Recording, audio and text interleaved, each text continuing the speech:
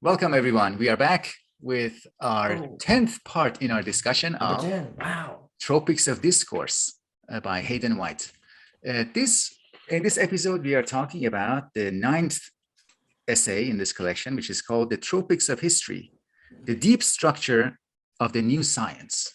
And it is referring to Giambattista Vico's book, The New Science.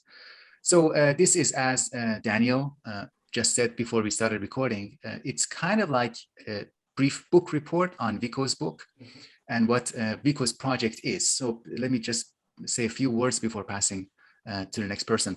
The project, Vico's project, why it is special has to do with a kind of philosophy of history, giving an account of human development, the development of human civilization across stages, and how that is related to different structures of human consciousness. So it is at the same time an account of the developments of human consciousness and how that is in the human consciousness is living within a societal context in relation to existing institutions. Now, there is also an element of language that comes in. So it is not a dualism that Vico is giving us. It is not a duality between mind, body, and also the third element of language comes in. Language is kind of the engine of those transformations, both in the human consciousness and in the form of societal form of civilization. All right, I tag this time Daniel first. Oh goodness. Well, as always, gentlemen, it's wonderful to see you again. I guess, what was I? Maybe I was like 21 or something. And I remember I was learning about Isaiah Berlin and I was watching a lecture on him or listening to something. And then the name, and I was like, man, Isaiah Berlin's really smart. This guy like knows a lot. He's done all these references. I really like listening to him. And then the name Vico comes up and he was like, there was like a reverential silence in the name of Vico. And I'm like, who the heck is Vico? Like, if Isaiah Berlin is like, this guy's amazing, then it's like, I gotta learn about this guy. Who's this Vico cat? But I was 21 and I forgot to read him for about 5 years. But then, and then around 26, I saw the name again. And, and also I went back and I was like, on every other page of Isaiah Berlin and the Crooked Timber, he's mentioning Vico. He's mentioning Vico everywhere. And the Counter Revolution, like, who is this guy? Well, the thing that always blows my mind with Vico. Okay, so you were just mentioning the stuff of, the language and there's the formation of the consciousness of people, and that's going to affect the civilization. There's actually the beginnings of psychoanalysis that's going on in Vico. But then he's talking about the philosophy of history and the development of history and how it goes and how there's sublimation in Christian society, but before sublimation, even though all the other civilizations are stuck in a kind of cycle. That sounds like Hegel. Well, that's crazy. Then there are parts of Vico that say, hey, guys, if you're in the age of men, don't make fun of the age of gods because they have different values and they're different people. So, don't think you're better than them. I'm like, this guy's a pluralist. This guy's a pluralist as well. What's going on? Then he talks about class struggle and the formation of a society of class struggle. And apparently Marx was inspired by Vico. And then there's some Darwin stuff in there on early civilizations. And you're like, okay, so do you mean to tell me all of the main ideas of the 20th century, which came from the 19th century, actually came from Vico? Oh, okay. And it's so shocking how brilliant Vico was and how interesting he was. And unfortunately, as Isaiah Berlin has done so much work on, has not been appreciated, in my view. There's some people coming back, and it's just interesting that he's in the background of so many different thinkers. I think the most famous idea that Vico, that people who know Vico discuss is, with Vico, he's alive during the time of Newton, where Newton and the new science is becoming a big deal. And also mainly Vico goes after Descartes, who's going to be talking about sort of we have mathematics, we have science, and with these things, we can get an exact understanding of nature, and that this is where true knowledge is going to come from. And Vico's big famous line is the idea that the only things we can be certain about are the things that men create. We can't know the mind of God, so we can't understand nature, but we can understand civilizations because we made civilizations.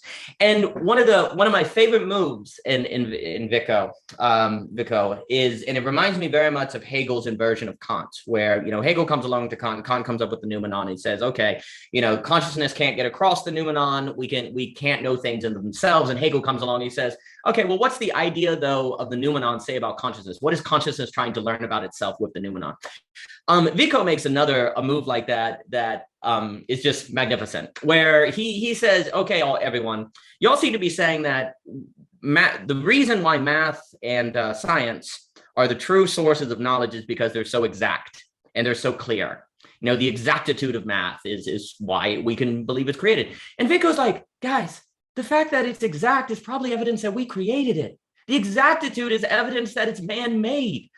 Okay, so if I walk into my kitchen and there's there's this tower of paper towel rolls in the middle of the kitchen, and I fell to my knees and went, look what nature did. You'd all be like, well, that's crazy. But that's basically what Vico's saying you're doing. It's like you came into you're finding something that's perfectly placed. Obviously, my kids decided to stack all the paper towels on one another. That's why they made a system that shows a design that's going on. So Vico is going, the very fact that math and science are so perfect, that they're so exact that they seem to find something. You don't expect to find exactitude in nature. You don't expect to find in the world systems that are so clear. And the other thing that Vico's against is these sciences that pull things apart, that pull fields apart that Descartes is big on. He's like, no, you can't do that. You don't find that in nature. And the fact that you do that and that gives you results that are so exact is not evidence that the result is the exact opposite of what we think today. Today, we think that exactitude is evidence of objectivity. For Vico, exactitude is evidence of subjectivity because you don't find exactitude in nature. It has to be man-made. So it makes this really, now whether we follow that argument or not is a different matter, but it's kind of funny because now there's this mathematician who goes around, I think it's Sabine, what's her name, Hassenfelder, Dr. Hassenfelder, where she talks about how ideas of the beauty of mathematics is does it actually hurt mathematics because people are so bent on making mathematics beautiful that they'll like ignore data that goes against that to make it beautiful. And it makes me think of the code. They're so bent on making it exact and sort of He's one of my favorite science YouTubers. Oh, is okay. I really enjoy listening to her because it's like beauty actually is a liability. And in a similar way, Vico is bringing up the possibility that the very exactitude and clearness of science can be evidence that it is more something we make for us than it is something that is exact and about nature. And that's such a very fascinating, and I'll pass it on to John, that's such a fascinating kind of overarching idea that's going on in Vico, where you're taking things that for us, we tend to think is evidence that it's not a product of subjectivity or it's not man-made, and Vico's like inverting it and saying, no, that's precisely why it probably is man-made, which of course, that gives a lot of life to historical studies, social studies. I mean, the other thing too is like Vico is the first anthropologist before everyone, or he's an early anthropologist before that's even a thing. I mean, it's just kind of nuts. But so all of these different fields then get a new life, and it's precisely the messiness of those fields. The fact that when you do history, you have all these competing interpretations, as we talked about, the messiness of these fields that then would actually give you reason to think that there might be some true knowledge there. Now, whether we buy that argument or not is a different thing, but there's an empowerment to the softer sciences, the other fields of knowledge that Vico provides that I find really, really, really interesting. It's just a wonderful kind of Hegelian inversion there, like on the noumenon. So I thought we might want to maybe say a little bit about Vico's philosophy of history and what it actually consists of. So Vico is writing mostly in the early 18th century. In Enlightenment historiography, you get a lot of, and especially later, with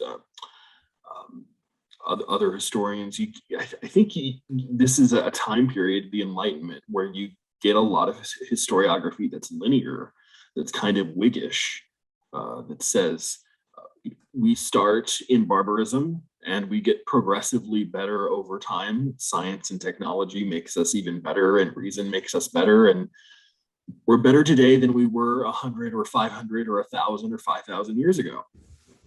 And he says that's wrong, that the civilization actually is cyclical, which is much more, it seems like Eastern ideas of history, not 18th century Western ideas. He has three basic stages, and I don't know if he explicitly connects these up with his stages of the philosophy of language, but we can talk about the language a bit later. The first one is the Age of Gods, which is, and again, this is a philosophy of history that is all about degradation. It's about starting off with something that is pure and getting progressively worse, not better. That's the other thing. It gets worse, not better. So we start off with the Age of Gods, and then we fall to the Age of heroes. And then we're ruled, Age of Heroes is sort of like where we've lost, sort of have made ourselves in the image of gods. And it's ruled by aristocracy instead of sort of a lawgiver, a supernatural lawgiver. Then we have the Age of Men, which is sort of where democracy overthrows aristocracy. And then after that, you have the ultimate downfall, sort of and this is where irony comes from, and where democracy lives. You have barbarism. And at the end of barbarism, you have sort of an internal reflection, consideration, coming to terms with oneself, sort of like a synthesis, antithesis, or thesis, antithesis thing. And then you have a whole new beginning, starting with the Age of Gods again. And he does this with the Greeks, the Romans, the Hebrews, and the Christians. And he says of them that 3 of them, I believe, are largely the same: the Greeks, the Romans, and the Hebrews. The Hebrews are a little bit different because they're not pagan. They have a semi-revelation. It's kind of anti-Semitic what he's saying, really, but they have a semi-revelation because God gives them proscriptive laws, things that they can't do. So they have sort of a half of a revelation. And then once you get to Christianity, you have God's full revelation towards people. And so things are a bit different. And it's a very sort of Christocentric philosophy of history, which makes it, he emphasizes that towards the end of the essay, which makes it sort of unusual because, yeah, I guess we can talk about that later. But that's the essence of the stages of the philosophy of history wrapped up in a really quick summary. Thank you. Now, something that is impressive about Vico's work and Hayden White emphasizes in this essay is not only does Vico distinguishes between these stages, the religious stage, the heroic state, or the age of gods, the age of heroes, and the age of man, but he also, with reference to the function of language, he talks about how each stage transitions necessarily into the next. So, for example, let's begin with one of his examples, very good example, I think, coming at the primitive society, primitive form of consciousness. Something happens that is unfamiliar to the person, human being, like a thunder. A thunder is unfamiliar, but the poetic mind of the primitive individual applies something that is familiar and metaphorically tries to grasp this thunder. So the example, according to the example, thunder is perceived as an expression of anger. So now we have an understanding. We have a kind of primitive understanding based on the functioning of a kind of consciousness that is trying to make sense of what is unfamiliar using metaphors. Now, this thing, even though it solves a problem, but it raises more questions. Now, the person, this consciousness can ask, so why is this anger happening? What did I do? Did I do something? What is behind this expression of anger? Can I do something to please this agent who is angry with me? Can I maybe serve him better? Can I act in a way? Can I worship him? So a kind of exploration begins that is a project of understanding this initial metaphorical understanding that is not complete, but it opens the way of further exploration, further understanding.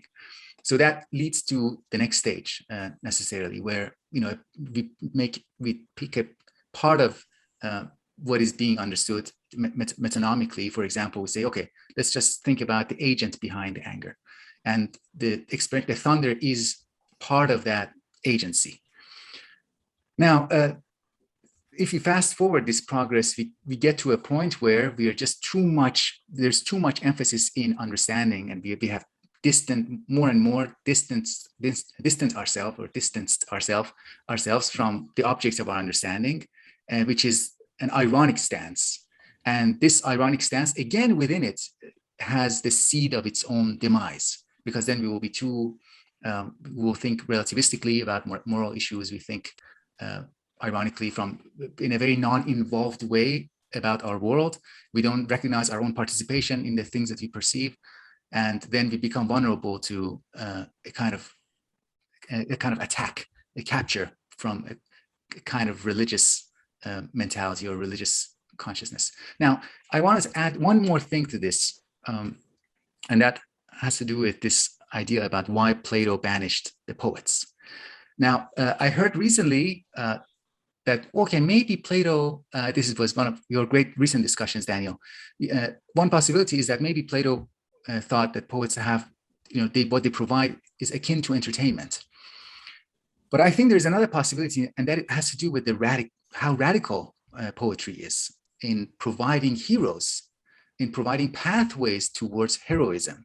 And by doing that, the poetic logic can, if we accept Vico's description of poetic logic, a poetic logic can grasp situations in a novel way and create new pathways, offer us new pathways to heroic action and destabilize the present system of governance, the present, people who are in power now.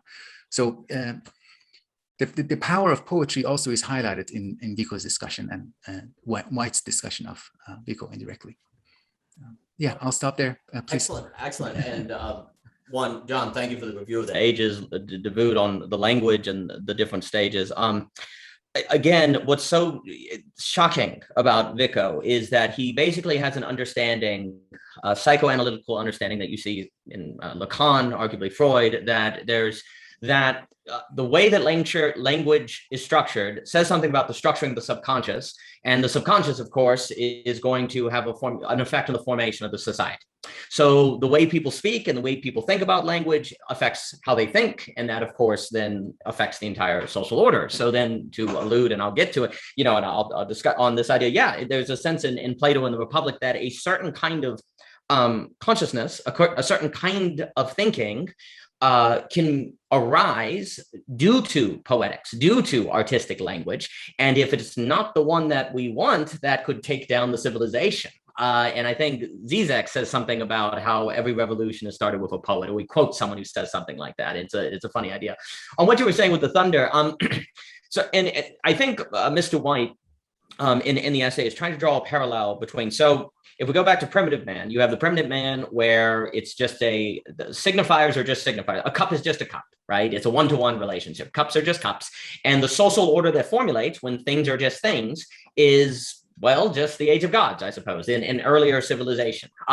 Well, I was actually a little confused of this because I wasn't sure if I've never been quite sure if the one-to-one language is before the age of gods or it is primitive man, the age of gods. But I have to think on that and go back to that masterpiece. But anyway, just following, there's this kind of idea where you have the language that's a one-to-one, the rock is just a rock, and you form a certain social order around that. And then there's a lightning bolt. And the lightning bolt sounds like anger, or someone is speaking, or something's going on. But then, of course, you say, well, people are angry. So the lightning bolt is like a person. You've introduced a simile. You've introduced the possibility of a thing to point to something else in its something elseness. And it's kind of funny because the rumor, some of the literary scholars, and Douglas Cohn, I think who was just discussing this, how in James Joyce's Finnegan's Wake, whenever he does a lightning bolt, and this was apparently inspired by Vico, it's like a 99-letter word that has syllables from every single romantic or language. And he's trying to say that when all of civilization came out of the lightning bolt is what James Joyce is playing on when he does the lightning bolt word in Finnegan's Wake, which I just inspired by Vico. And apparently he may even be contrasting that, where then he goes to the church, and when they say loud, and it's kind of dumb, and it's like, there's no civilization that comes out of the church. That might be what Joyce is playing on with Finnegan's Wake. But anyway, you have the lightning bolt, and it sounds loud, and it makes the idea that a lightning bolt can be like a person. Well, now you've made the divide between the signifier and the signified. And now an entire new metaphysical reality opens up. And wherever there's a new metaphysics, there's a new kind of civilization. that can emerge. You know, the civilization that can imagine that things can be not like they are is entirely different than one where things, it's just one-to-one. A rock is just a rock. And again, what blows me away, this reminds me so much of Derrida. What you have going on in Vico is very similar to Derrida on the formation of metaphysics being found in that gap between the signified and the signifier, and being deeply inspired by writing versus oral traditions and how that affects your metaphysics. Vico seems to have understood that ahead of time. But of course, here's now the problem. And it seems to be once you can separate the signifier from the signified, you're now in the age of heroes or the age of men. Again, I feel like the age of gods is the one-to-one language. I feel like the heroes and men kind of blur the separation of the signifier and signified. It's both within that linguistical structure. And the last one, where it would be the age of barbarism, is where now that it's possible to divide the signifier and the signified, it's also possible to go, oh, wait, these aren't accurate, and turn them against one another. Kind of say, okay, the lightning bolt isn't a person. Oh, it's just kind of a stupid construct that doesn't have any reality to it. And this is the birth of irony. Now you can get irony that comes with barbarism, where you can start to sabotage, if you will, the relation between the signified and the signifier. So that's kind of how I viewed kind of the language overlay with the different ages. And the crazy thing that Vico understands is that the nature of the language that a people carry impacts the structure of their subconscious, and then back and forth. You know, it's a symbiotic thing. And so that affects the age that you're in. I mean, it's so far ahead of its time, because that's a big insight of psychoanalytical traditions and Derrida and different things. And Vico seems to be right on it. And the last thing I will say before passing it on, I was also kind of tempted. I remember reading a book by Neil Howe years ago called Generations. I think he also did something called Fourth Turning. And I'm like historical cycles and how they have this cyclical nature to it. And I'm so tempted to try to go back and see if that overlays with Vico at all, because I find it very interesting. And then I guess also I felt like Hayden White was alluding to earlier essays where he tries to overlay different interpretations of history with different, you know, the romantic and the different structures, and was trying to overlay the historical periods with those different orientations to history. But it didn't connect. Maybe he does later in the essay to that. But I was wondering if there might have been some overlay between those two trains of thought that he follows. I was interested in the ways that we've been talking a lot about thinkers from the 18th and 19th century, how they mostly fall into a sort of, I guess, Enlightenment-like mold. You can sort of put them under that umbrella a lot. But Daniel mentioned Isaiah Berlin earlier, and one of the three people discussed in the book where he talks about, oh gosh, what's the title of it called again? Well, it's it's like the three thinkers counter Enlightenment. Three critics of the Enlightenment. Yes. There you go. There's Herder, Hamann, and Vico. Those are the three. I'm interested in how he is offering a critique of Enlightenment with either the philosophy of history or the philosophy of language. Language we haven't touched too much on yet, but how is he critiquing Enlightenment strains of history in his cyclical formulation of it, do you think? I think the beginning of the critique would be that contradiction that he points out, that the form of consciousness or relationship to objects of study, it claims to be one thing, but that claim has an internal contradiction in it that will eventually, like from within, destroy it. So the claim of enlightenment is that we are moving forward, gaining better and better, more and more exact, as Daniel said. We gain exactitude, gain more and more accurate and better knowledge. But that comes at the cost of our distance and our participation in the world, and that kind of is a seed of a weakness that destroys the very thing that is trying to be enlightenment. That's my understanding. I thought it was interesting that, and I mean, there's not one answer. I thought it was interesting how the seed of civilization is poetry, not reason, not a hypothetical syllogism, but poetry, or metaphor. Mm-hmm. And then as civilization goes on, like I said earlier, we think that we become somehow more rational, better thinkers, more technological, more scientific. But only in the age of man does reason really appear. And then reason has its own internal problems. And reason and democracy, which we think are two of the great things that come out of Enlightenment, are associated with the step that comes right before barbarism.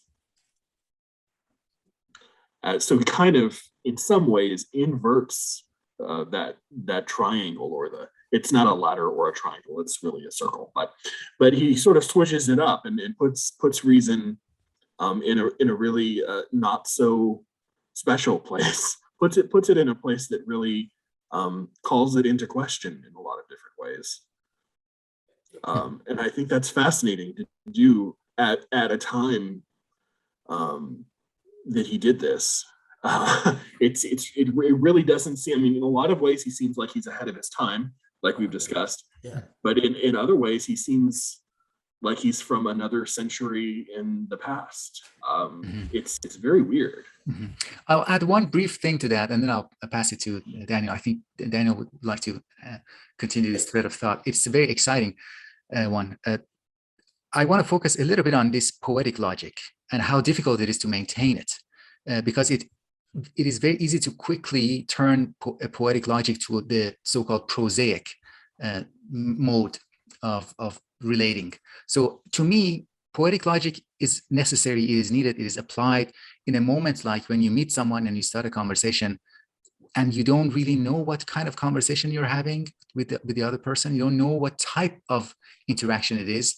And there's a kind of flexibility, there's a kind of movement back and forth, like what is this? How long is it going to be? What kind of topic are appropriate to bring into this conversation? So that is the poetic movement. But once you know who you're talking with, what type of conversation it is, then it is a prosaic mode where you can just sit back and be comfortable and just receive or give. But it is now the conversation or the interaction with objects or a person is happening within a very familiar structure. In general, I think, and please let me know if this is not, if you disagree with this, for me, the poetic logic is inherently unstable and it wants to be very quickly replaced by something more prosaic. So what do you think? Well, I think that's the whole idea of a conversation with someone new that you don't know where it's going. Is that kind of like the discovery and the naming of thunder? Because in the naming of thunder, what he points out is that we've done two things. We've named something, so we've familiarized and labeled it. But in that naming, we have more questions. We have, why is this thunder doing this? Why is it so loud? Are the gods mad at me? So we've gained knowledge in assigning a name, but that assignation of a name raises more questions. So there is that sort of, and that's the space. That's the space that opens up attention for the development of the conversation in Davood's metaphor. But once you ask more questions and learn more, it's sort of you know where the investigation or the conversation is going. But I thought that he does kind of draw that distinction between the poetic and the prosaic, and how the tension there allows for the development of the tropes to eventually mirror each stage of the civilizations. No, outstanding. Well, one of the things, first, you were mentioning the stages of history, and there's not a progressive element to them. That's what's so, like, you can't necessarily, you look at the stages and you're like, which stage of civilization is better? It's not actually easy to tell, when usually there's always one stage you can easily say, that's better, that's the best one. But Vico has this way ahead of his time. Like you say, you're like, where's this guy coming from? This kind of notion that it all fits together. You can't necessarily put it in a hierarchy because it's always rotating and going back, and the things that make it better one age make it worse the next.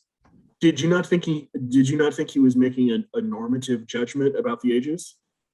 Well, I mean, the thing is, as you advance, it goes toward barbarism, as you were noting. There are every age has some advantages. Well, I don't know about advance as you go on. As you go on, sure. When I meant it that way, yes, okay, yes. Yeah, I actually thought, not just because of the way that he named it, but because of the first one being the Age of Gods, and then it's the Age of Heroes. Yeah, heroes, which are better than men, but not as great as gods, and then men. Right. I thought it was and I didn't even think that he wasn't using language that was meant to be deployed normatively, but I thought he would have assumed that the Age of God would be the best.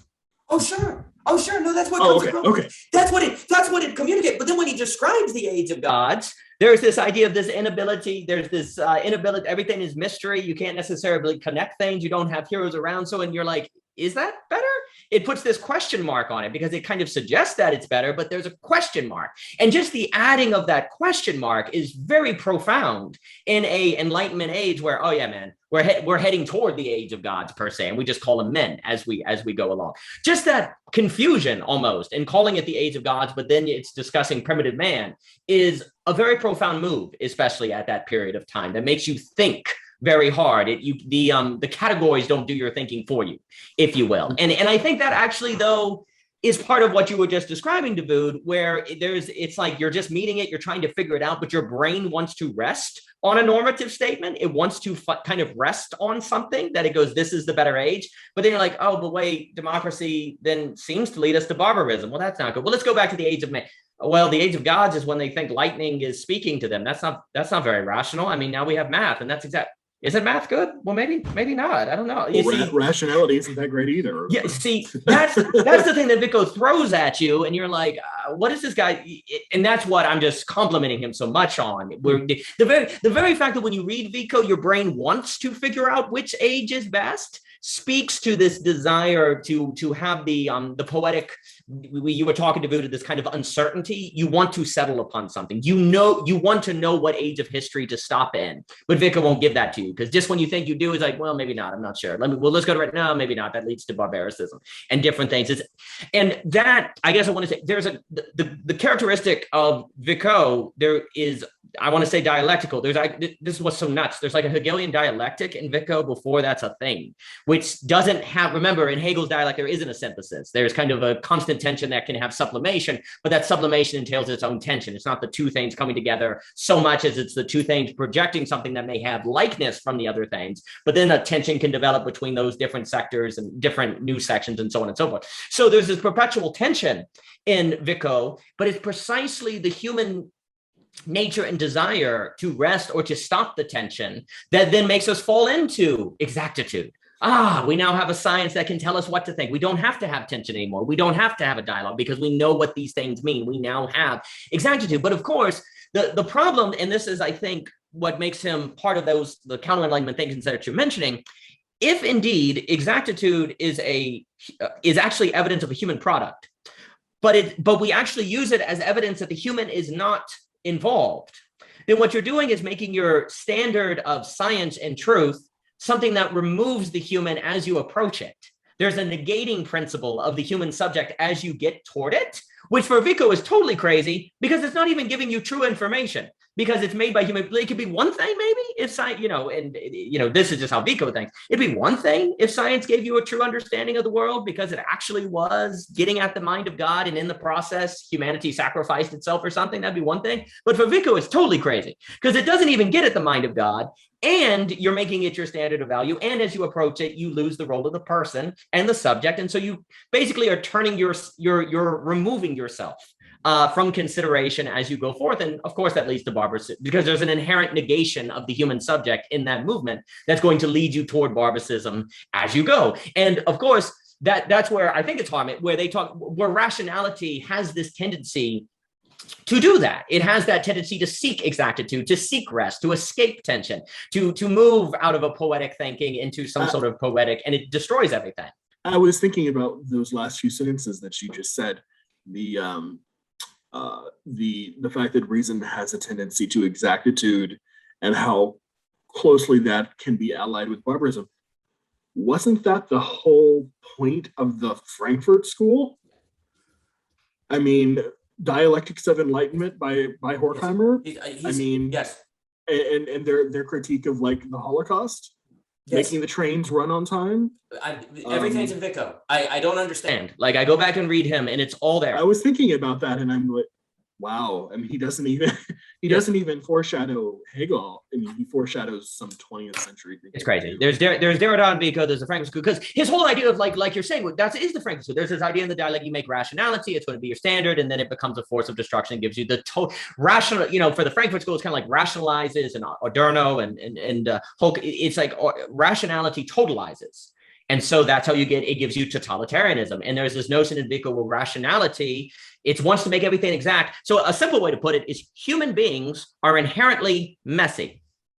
Human beings are inherently messy. So if their standard of truth is exactitude, and science is and rationality is how you get exactitude, then rationality must be anti-human. It must deconstruct the human being as the human approaches the goal that they're after. And this is what Vico he's so concerned about. So he wants a new science. He wants a science that is not focused on exactitude and in nature and different things like that, but instead is going to be dealing with the messy processes. That's going to be examining the human element. Now, what's funny in Vico, I wanted to note, before I forget, Davood, to go back to Plato. So Plato was like, he was aware that if you get a certain consciousness that, say, is structured by poetics incorrectly, you could be inviting a consciousness that brings barbarism about into the Republic, right? So like, that's where you have to control it. But of course, what's ironic, if one sees Plato's project as maybe leading to an autonomous, rational society that thinks rationality is all that you need, then maybe Plato could have saved his republic by letting in, Plato could have saved his republic by letting in some alternative consciousness. That would be an irony that's possible in Plato. But the other thing I want to say, it should be noted that Vico, though, Vico is interested in the development of science, though, precisely because it gives us the scientist. This is really a funny move in Vico. It's kind of like the fact that the idea of science arose and that human beings want to seek exactitude says something about the nature of the human being in this age that is worth studying. So science is valuable because we can study scientists. Mathematicians are valuable because math is valuable because you can study mathematicians. And if you never had science, you could never study scientists. So it's great that science arose. So there's this interesting move also in Vico where even if he's against these fields, there's still something to study in the arising of the scientist in history and of the arising of the Enlightenment figure in history, that there's something to study there. But no, John, to your point, there's absolutely in Vico an understanding of it's the Frankfurt School. There's a lot of Frankfurt School thinking there. So I wasn't alone. No, it's stunning. It's stunning. So we seem to, if I understand correctly, start off in an age of gods that is associated with metaphor or similes, which are, they fall under the same kind of thing, comparing one thing to another. And which I guess we could associate with mystery, or perhaps living in a pre-rational state. But he seems to be saying that it's universally true that we will see the rise of, as a civilization progresses, see the rise of something like reason. Mm-hmm. And is that because we inevitably want to take that mystery, that ambiguity, collapse it down into a single state? The reason seems to be something that is inevitable in every cycle. I wonder why it's inevitable. Why can't we just stay? What is it that always drags us towards reason? Mm-hmm. Why can't we live? Why is there no such thing as a society that just is satisfied with poetry and art and epic poetry and music and stuff like that? And why do we need promo electrodynamics? Mm-hmm, mm-hmm. Maybe those societies existed before, and they lost the wars against societies or civilizations that had better weapons in wars against them. We had relatively peaceful societies who were less concerned with technique and control over the environment. Yeah, but that's a very interesting, important question. There's another Italian thinker, more contemporary, who has an essay called Exactitude, and that's Italo Calvino. And I found that I was reminded of, I recently read that essay. in that, Calvino talks about the paradox of exactitude and how the more we try to grasp objects of study, the more we attempt to have exactitude, the more we realize that the thing that we are studying slips away. It gets it kind of creates more chaos. We end up with things like quantum mechanics. We get to a place where we have chance as the object. It's so funny that you just mentioned quantum mechanics, but I was thinking about, I didn't want to stretch this metaphor too much, but I was thinking about the Age of Gods and Schrodinger's cat. Mm-hmm. And any state of an electron, right? An electron can have a discrete number of energy states, and you don't know which one it's in until you actually observe it. Mm-hmm. And that actual curiosity of observing collapses it down into a certain state. And I'm wondering if the curiosity that we have to get rid of ambiguity and develop science and reason is something like the act of observation. Mm-hmm, mm-hmm. And another thing that I used to hear a lot in departments of neuroscience and psychology is when people start to discuss to refer to their own emotional state or about their relationships in terms of brain chemistry and say, I think I have a bad romantic attachments because my oxytocin level is lower than average. And like, the moment you're starting to use language in that way, you are already far from your own experience, from the very thing you're trying to make sense of. You're using a language that distances you from it. Mm-hmm. So it's interesting that what Vico shows, one of the things that he shows is that we can pay attention to, we can have a cultural criticism that begins with a careful study of how people use language in relation to what they're trying to understand, like brain chemistry, understanding romantic love. Oh, well, it's extraordinary because if we accept the premise from Vico that the only things humans can have reliable knowledge about are things that humans create, well, language is something that humans create. The other thing is subjectivity itself is something that humans create. Perception itself comes out of the way. So there's this whole avenue, and that's where it gets kind of, in a sense, Hegelian, because Hegel's always asking, what are shapes for? How do shapes and colors help consciousness gain self-consciousness and learn something about itself? You can always kind of ask the Hegelian question, how is the noumenon for consciousness? How is everything for? So likewise, everything that human beings create becomes something that is somehow for reliable knowledge, or can be known in reliable knowledge. And you hover on that because then there's also some sort of development of that thing that, if you can follow, will also give you a track record of the development of civilizations and human beings and so on and so forth. So it's a remarkable it's a remarkable way of thought that is so ahead of its time, that opens up so many different avenues. It's just stunning. And to John, to your point on the question of reason, which is outstanding.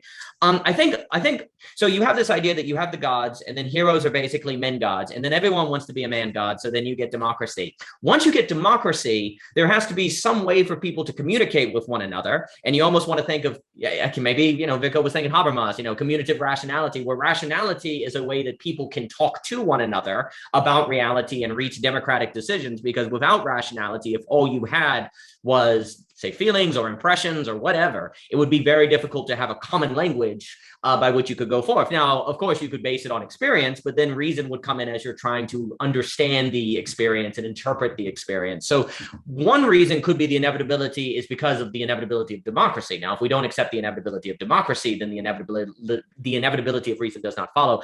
I think the other reason tends to come is because the moment we ask, why is God angry? Because there's thunder, there's a why question. And once you have a why question, then you want to figure out the best why answer, right? And and maybe there's something where you can use reason to find answers to questions that more than just you agree on. And that makes it feel like it's weightier and more reliable than your own impression. So if I can go in a laboratory and if I can set up a result that always repeats regardless who does the experiment, I'm like, yes, that's a really good why answer. Now, of course, it might actually be reductionist in a man-made creation, just like Vico said, but it feels nice. So there's something about, maybe that reason seeks a weightiness to its conclusions that makes it want to include more people. And that's where it tries to escape its subjective impression of things.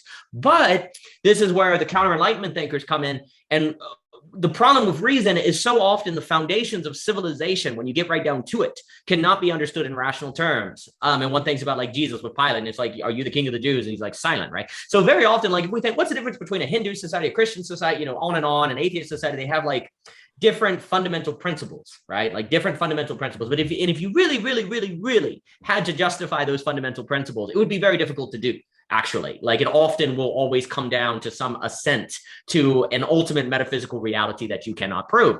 Well, if the only foundations for civilization you are allowed to keep are ones that are justified to reason, by definition, every possible foundation for society must therefore be deconstructed. And I guess I brought that up because then that, to me, starts to show why democracy leads to barbarism. Because reasoning eventually goes too far. It wants the foundations of civilization to be justified by reason. And the way I put it is the true isn't the rational. And so eventually a reasoning overreaches and it wants truth to justify itself in terms of rationality, when truth is what makes possible rationality. And once it does that, it eats itself. And then you get sort of barbarism. Now, that was a giant topic that I just opened, but that's a big thought in a lot of the counter Enlightenment thinkers. Is the dream of the Enlightenment is autonomous rationality, where you can have a civilization that's rational all the way down in its foundations and its actions and its business, and everything it does will be rational, where a lot of the counter Enlightenment thinkers are like, no, you can't have autonomous rationality, because rationality has to come after you assent to a truth that determines what is rational.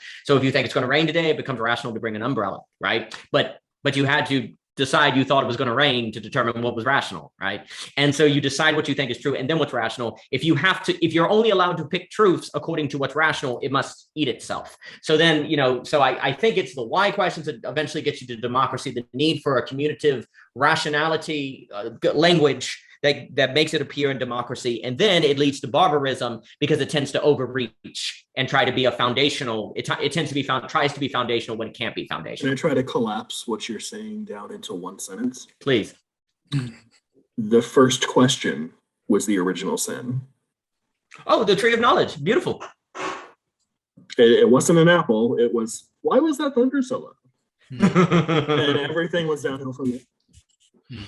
Oh, that's actually quite funny, because actually a good way to read it's fun when so the serpent tempts Adam and he says, you'll be like God. Well, what did we learn in Genesis 1:3? That man, he's made in the image and likeness of God. He is made in the likeness and image of God. He just didn't know he was. He wanted to know that he was and gain that knowledge. So there's a great irony in the fall where Adam is falling to get knowledge about something that he already has. So that actually took image and likeness for greatness and wisdom. Oh yeah, that actually fits really well, John, because there's that beautiful irony that's going on there. Excellent. Well, thank you very much. It is we are at the hour mark. We will see each other and continue in less than 2 weeks. Excellent. With essay number 10. That one is going to be a little bit shorter. What is living and what is dead in Croce's criticism of Vico. Divine. Take care. Thank you, gentlemen.